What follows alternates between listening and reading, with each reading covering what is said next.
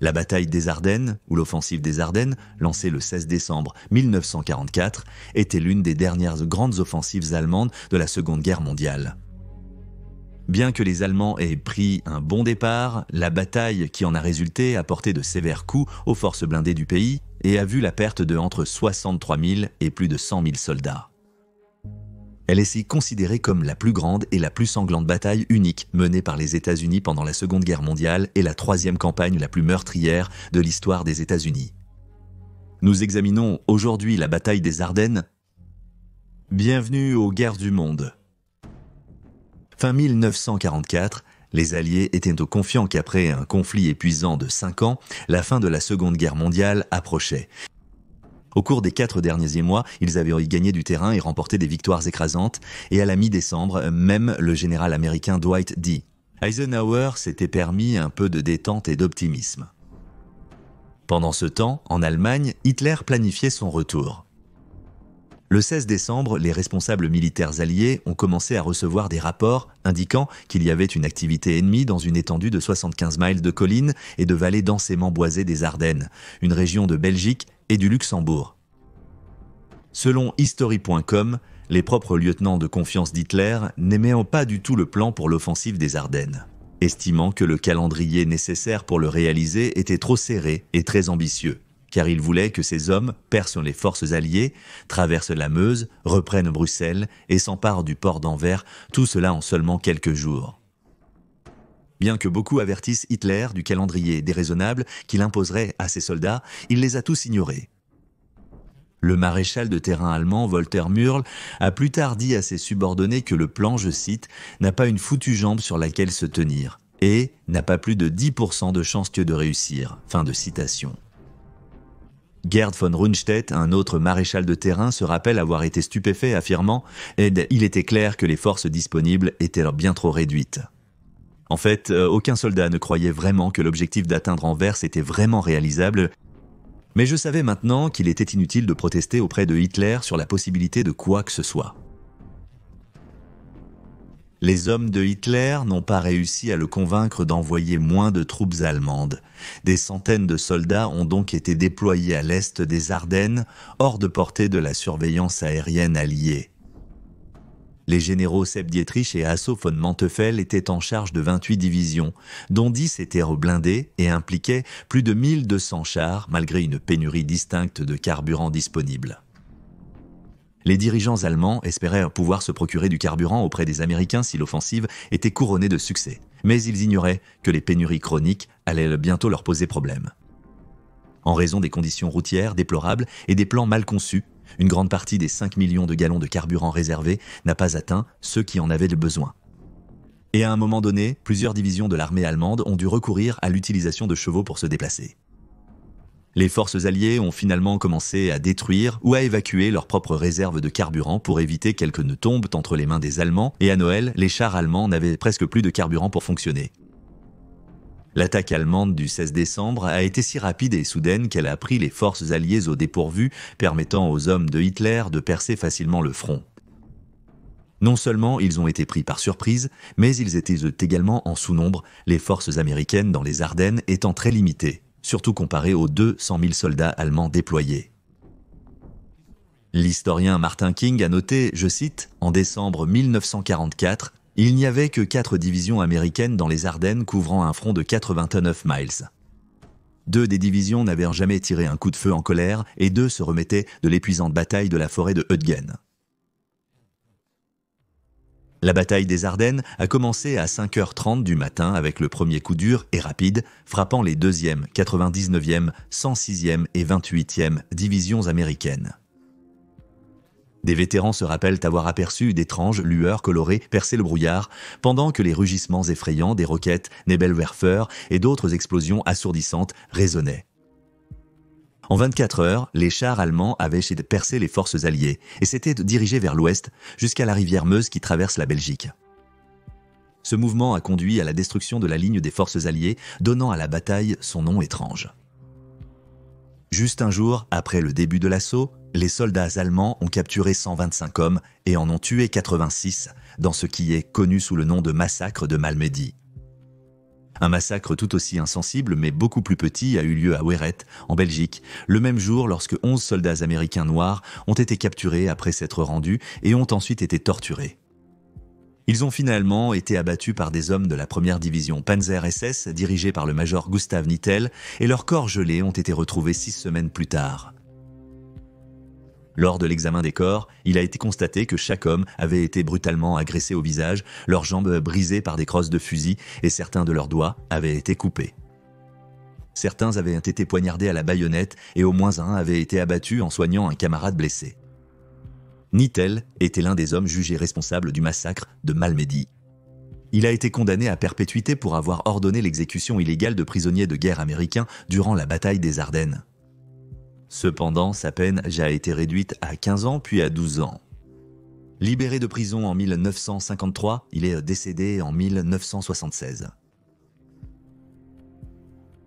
Pendant une grande partie de la guerre, les Alliés ont fait des mouvements en fonction des renseignements fournis par ULTRA, une unité britannique spécialisée dans le déchiffrement des transmissions radio nazies. Néanmoins, les Allemands communiquaient fréquemment par téléphone à l'intérieur de leur propre pays. De plus, malgré que les responsables américains aient été informés de l'activité allemande dans la région, ces rapports ont été largement ignorés car beaucoup doutaient qu'une attaque soit menée dans des conditions de terrain et météorologiques aussi difficiles. L'assaut a été stratégiquement planifié et Hitler comptait en fait sur le mauvais temps pour rendre la bataille encore plus difficile. Les troupes ont dû endurer des températures glaciales, de fortes précipitations et un épais brouillard. Plus de 15 000 cas de blessures dues au froid, y compris le pied des tranchées, les engelures et la pneumonie, ont été signalés pendant l'hiver.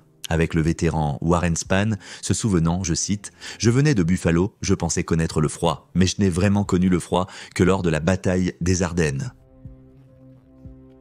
Mais ce n'étaient pas seulement les conditions météorologiques brutales qui entravaient la capacité des forces alliées.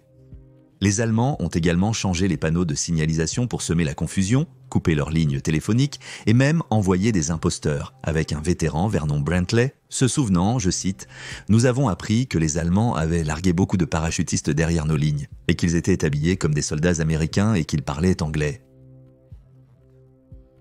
Il semblerait que ces troupes nazies aient passé du temps avec des prisonniers de guerre américains pour les aider à adopter la langue anglaise et même l'argot américain dans ce qui est connu sous le nom d'Opération Griffe, ou Griffin en anglais.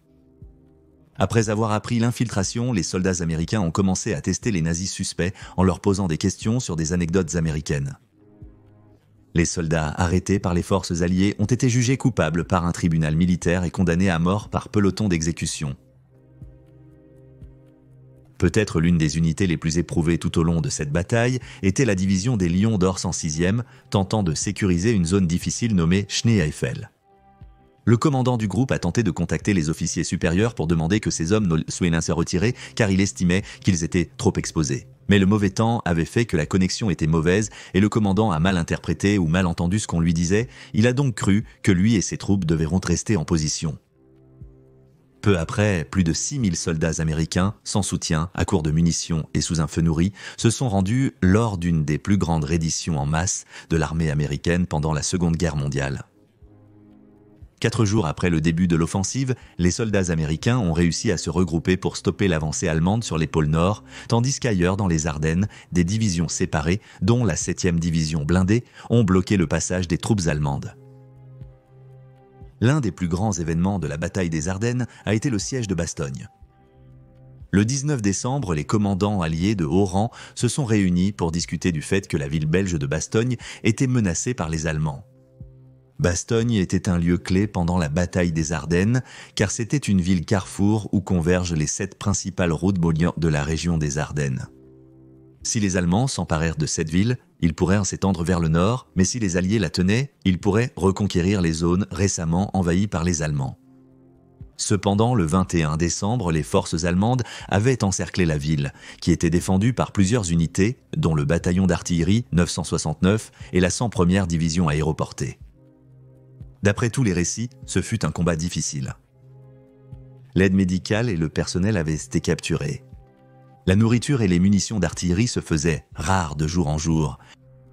Le lendemain, le temps s'est éclairci, permettant le largage de ravitaillement pour les troupes. Malgré l'épuisement de l'attaque, les soldats américains ont tenu le périmètre, pendant que la population se réfugiait dans des abris et des caves, craignant pour leur vie. Bien que les commandants allemands aient exigé une reddition immédiate, le brigadier général Anthony McAuliffe a répondu de manière célèbre avec une lettre dactylographiée qui disait « Nuts ». À cette époque, le lieutenant George Patton Jr. était en charge de la 3e armée, composée d'environ 230 000 soldats, et il a mené ses troupes dans ce qui est décrit comme un vif mouvement de contre-poussée de 90 degrés, lui permettant de percer les lignes allemandes et d'entrer dans la ville belge le 26 décembre, repoussant les soldats allemands à l'est de la Rhin. Pendant ce temps, avec l'amélioration de la météo, les Alliés ont pu attaquer les points d'approvisionnement et les routes de déplacement des soldats allemands. Le 23 décembre, des attaques dévastatrices ont commencé par les États-Unis et ses alliés contre les Allemands avec des avions de chasse menant des raids de bombardement et d'autres assauts. À la veille de Noël, les Allemands avaient été effectivement arrêtés dans leur élan. Ils manquaient de carburant, de munitions et leurs lignes d'approvisionnement étaient coupées grâce aux troupes alliées. À ce stade, le général Manteuffel avait recommandé à Hitler d'arrêter leur offensive et de se replier sur le mur de l'Ouest, mais cette idée a été rejetée. Bien que cela aurait été une bonne occasion pour les forces alliées de prendre une position forte et audacieuse contre les Allemands, il semblerait qu'un désaccord entre les commandants alliés les ait empêchés de le faire. Dans les jours suivants, la 2e division blindée allemande a été coupée à la rivière Meuse, et bien que le groupe ait tenté de s'échapper 2 fois, il n'a pas réussi à le faire. Les troupes alliées ont tenu leur position à la Meuse. Bien que les Allemands aient été découragés de poursuivre leur offensive dans cette zone, Hitler n'a pas complètement renoncé. En janvier 1945, les Allemands ont lancé 2 autres opérations, l'opération Basse-Platte et l'opération Vent du Nord. Au cours de l'ancienne opération, la Luftwaffe, la force aérienne allemande, a commencé à attaquer les aérodromes alliés dans les Pays-Bas, qui comprenaient la Belgique, le Luxembourg et les Pays-Bas. Dans les attaques, plus de 465 avions ont été endommagés, tandis que la Luftwaffe elle-même a perdu 277 avions aux forces alliées, bien que certains aient été abattus par des canons anti-aériens allemands qui n'avaient pas été informés de l'attaque imminente. De plus, les Allemands ont subi d'autres pertes sur un aérodrome connu sous le nom de I-29, dans lequel 40 de leurs propres avions ont été détruits, comparativement aux États-Unis, qui n'ont perdu que 4. Parallèlement, l'opération Northwind a débuté le 1er janvier. 2 divisions de l'armée allemande ont lancé une énorme attaque contre la ligne de 70 miles de la 7e armée américaine, une division qui avait été particulièrement étirée pendant la bataille des Ardennes. L'opération Northwind était la dernière grande offensive allemande de la Seconde Guerre mondiale sur le front occidental et elle s'est avérée initialement très réussie avec des troupes allemandes affaiblissant grandement la 7e armée et la laissant vulnérable. Le 15 janvier, le 6e corps de l'unité combattait sur 3 fronts et 6 jours plus tard, en raison de la diminution des approvisionnements, y compris de la nourriture et des munitions, la 7e armée s'est repliée sur des positions défensives. L'offensive s'est terminée le 25 janvier. Ensemble, le 6e corps et la 7e armée ont subi plus de 25 000 pertes. Le 3 janvier, après l'ultime offensive allemande, la première armée américaine a lancé sa contre-attaque. Entre le 8e et le 16e, ils ont tenté de coincer les troupes allemandes, mais les Allemands ont réussi à effectuer un retrait propre et astucieux qui leur a permis d'échapper au piège qui avait été tendu par les forces américaines. Pourtant, pendant 3 semaines, les combats ont continué. Le 16 janvier, les 1re et 3e armées ont capturé la ville de Hufelis. 6 jours plus tard, la 6e armée Panzer allemande a quitté la zone, bien que la 5e armée Panzer soit restée. Et le jour suivant, le 23 janvier, la ville belge de Saint-Vith a été reprise par les Américains. La bataille des Ardennes s'est terminée le 28 janvier 1945. Le Premier ministre britannique, Winston Churchill, a décrit la bataille comme étant, je cite, « sans aucun doute la plus grande bataille américaine de la guerre et sera, je crois, considérée comme une victoire américaine toujours célèbre. » D'après le département de la défense américain, plus d'1 million de soldats alliés ont pris part au conflit. Environ 19 000 d'entre eux ont été tués, plus de 47 000 ont été blessés et 23 000 autres ont été déclarés disparus. En comparaison, jusqu'à 100 000 Allemands ont été tués, blessés ou capturés, bien que certaines estimations soient à l'extrémité inférieure, autour de 65 000 à 75 000. Bien que la bataille ait initialement permis aux forces allemandes de gagner du terrain et de remporter plusieurs victoires, leur succès a été de courte durée et leurs mouvements ont été bloqués par Noël. L'historien Martin King a réfléchi aux différences entre la manière dont les Allemands et les États-Unis ont opéré pendant cette bataille, observant, je cite, « En parlant à la fois aux vétérans américains et allemands, vous réalisez à quel point ces deux armées étaient différentes dans leur méthode et leur méthodologie. » Les Américains excellaient à improviser, réfléchir rapidement et agir de façon autonome jusqu'au niveau de l'escouade. Les Allemands ne pouvaient pas opérer en dessous du niveau régimentaire sans ordres écrits. Fin de citation. Bien que les efforts allemands aient empêché les forces alliées d'envahir l'Allemagne, au moins pendant un certain temps, et aient infligé une grande quantité de dégâts, l'offensive est généralement considérée comme un échec d'une opération. En plus de perdre un énorme contingent de soldats, l'Allemagne a perdu une abondance de matériaux et de fournitures qu'elle ne pouvait tout simplement pas remplacer, donc si les Alliés attaquaient, ce serait une lutte massive pour eux de maintenir une sorte de défense prolongée.